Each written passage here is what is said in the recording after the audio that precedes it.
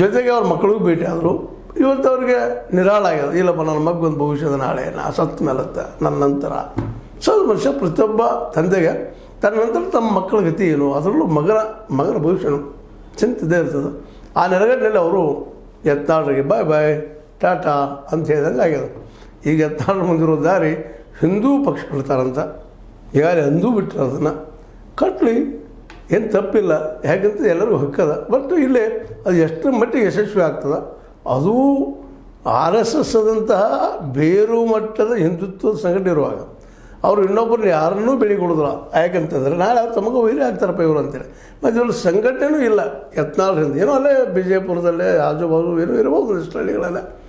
ಆದರೆ ಒಂದು ದೊಡ್ಡ ರಾಷ್ಟ್ರಮಟ್ಟದ ಸಂಸ್ಥೆ ಎದುರಾಗೆ ಸಂಘಟನೆ ಮಾಡೋದು ಮತ್ತು ಅದ್ರ ವಿರುದ್ಧ ಹೋರಾಟ ಮಾಡೋದು. ಯಾಕಂದರೆ ಹಿಂದುತ್ವವನ್ನು ಈಗ ಹೇಳಿ ನಿಮಗೆ ಪೇಟೆಂಟ್ ತೊಗೊಳ್ಳೋಂಥ BJP ಇನ್ನು ಯಾರಿಗೂ ಅದನ್ನು ಕೊಡ್ಲಿಕ್ಕೆ ಹೋಗೋದಿಲ್ಲ.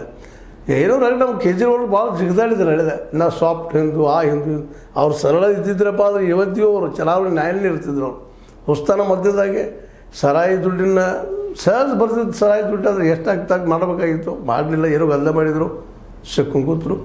ಇಲ್ಲೂ ದುಡ್ಡು ಸಿಕ್ಕಿಲ್ಲ, ಆದರೆ ಅವ್ರು ವಾದ ಮಾಡೋದು ಸಾಕಷ್ಟು ಆಗ್ತದೆ, ಹಾಯ್ದುಗಳಿದೆ ಅವ್ರಿಗೆ. ಇಡಿ ಮುಂದೆ ಹೇಳಿದ್ರು ಅವ್ರು, ಇಲ್ಲ ಎಲ್ಲ ದುಡ್ಡು ವಿಲಕ್ಷಣದ ಖರ್ಚು ಮಾಡ್ಯಾರ್ರಿ ಇವರು, ತುಳು ಮಾಡಿದ ಸುಳ್ಳಿನೆಲ್ಲ ದುಡ್ಡು ಎಲ್ಲಿ ಹೋಗೈತಿ, ಅದಕ್ಕೆ